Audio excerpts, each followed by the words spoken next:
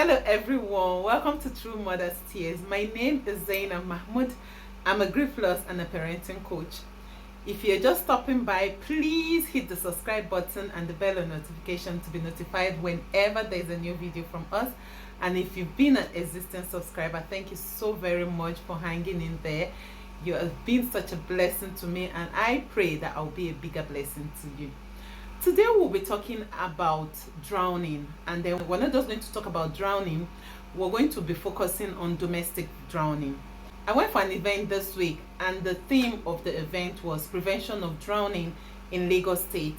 And after my talk, I felt like I should come here and discuss more on domestic drowning, because when drowning is generally talked about, an area that much emphasis is not laid is domestic drowning, and this is the most common among residential settlements.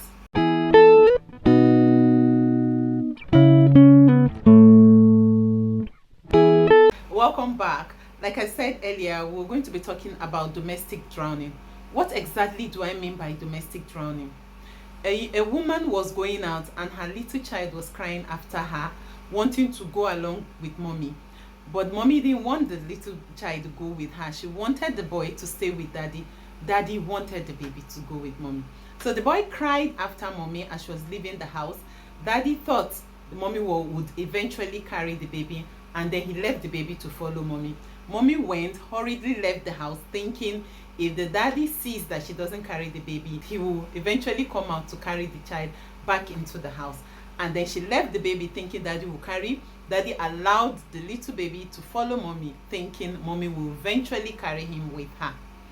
In the evening when mommy came back, daddy discovered that she wasn't with the baby.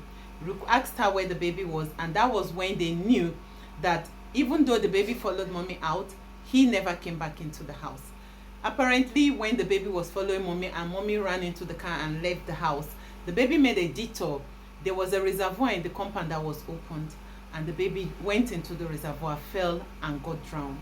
This happened in the morning, and by the time they discovered, it was in the evening. You can imagine what had happened, and the baby had spent hours in that reservoir. The woman just bathed her little baby. She didn't know that the baby had started turning.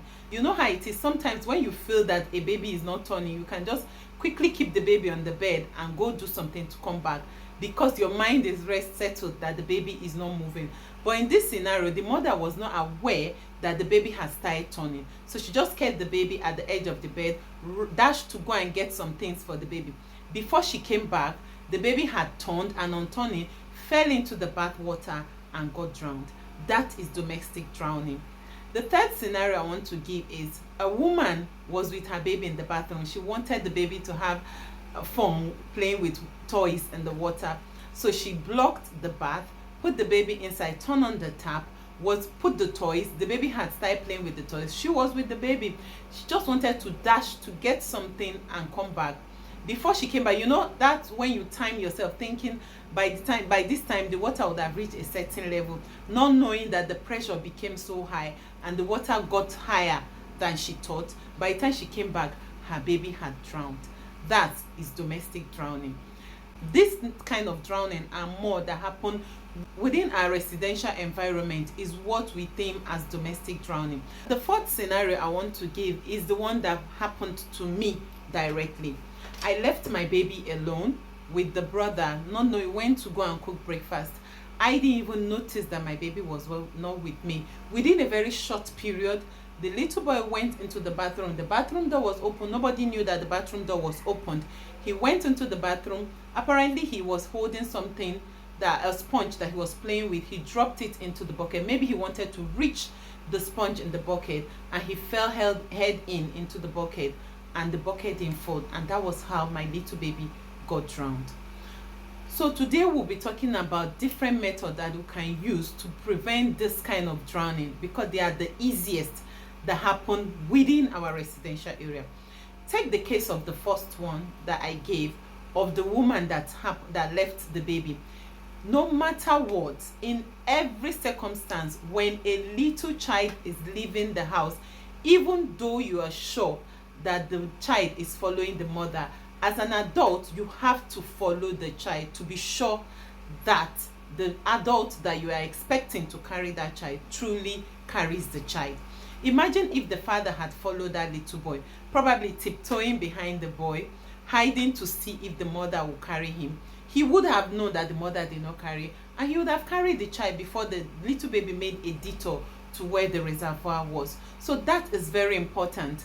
At any point a little baby is leaving our, where we can see him or her, especially going out of the house, we must try to either follow the child or ask someone much older than that child, probably a sibling, to follow the child to guide him so that he will not get injured or get involved in domestic drowning. Let's take a case of the second. Let's talk about the second example I gave. Whether a baby has reached the milestone of turning or not is for us not to take chances. Imagine if that mother had put the baby in the middle of the bed and probably blocked the baby with pillow, like we do most of the time. Yes, you know your baby is still little, you know your baby has not started turning, but you are not taking chances. You still keep the baby on the bed and block the baby with pillows or any other thing that you know can stop the baby from turning or falling off the bed. In this scenario, if the mother had done that, probably would have been talking about another thing today. But it turned out that she left the baby not knowing that the baby has started turning, and then the baby fell. So please, when next you're keeping your baby, even though it's a newborn, as long as you are not sure, for safety, it's better to err on the side of caution. So you put the baby on the middle of the bed and still protect the baby with a pillow or something similar to that. The third case I want to talk about is the one of the mother that left the baby in the bathtub. Imagine if the mother had carried the baby when she was going out, or with the little water that had gathered in the bathtub, she had turned off the tap, not knowing what can happen in her absence. Probably maybe when she went, she had timed herself that I'll do this within a minute or two, and maybe one thing led to the other. She got carried away and stayed a little longer, or maybe the pressure of the tap now became very high and the bathtub got filled faster than she had thought. So imagine if she had carried the baby out with her as she was going to get what she was going to. Imagine if she had carried the baby, or she had asked somebody to come stay with the baby while she was away. Probably the story would have changed today.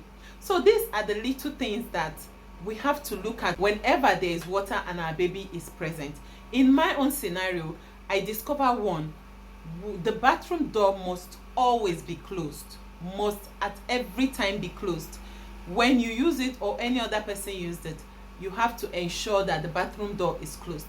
And then when you use, for any container you use, if there is any remaining water, please try to pour it away. Always make sure the containers in the bathroom are empty, or the container of water that you use to store water, maybe where your kids are or anything similar to that, are always empty. You know, if I had emptied the bucket after bathing my baby, only God knows, maybe we might not be talking about what we're talking about today. Then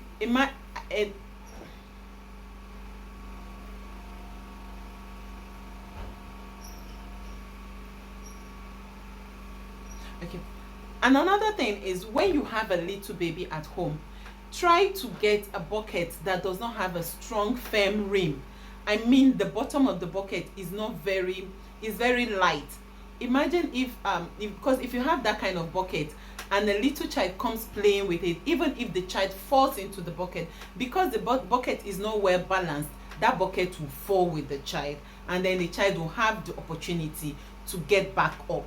But in this scenario, because the bucket I have was a well-firmed bucket, the bucket didn't fall and the little boy got drowned. So that's something we should look at.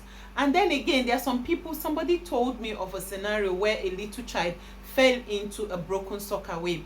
If you notice a broken sockaway or a weak sockaway in the compound, please let it be quickly attended to, because you never can tell. You might say, oh, you don't have a child, you don't have a little baby that can fall in there. All your kids are grown and then they know what they're doing.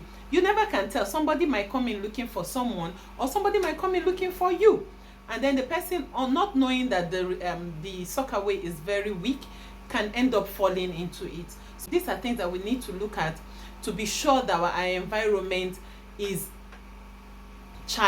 well child proofed, or even our environment is well proofed for us to stay in. So please, I just feel like I should highlight this for us to remind ourselves, and for those who do not know, to take extra caution when handling water, especially when we have babies at home or even toddlers. So till we meet in our next video, thank you so very much for hanging in there. Don't forget to hit the subscribe button and the bell on notification if you're new. And for existing subscribers, thank you so very much. Till I meet you in my next video, do have a lovely weekend. Bye bye.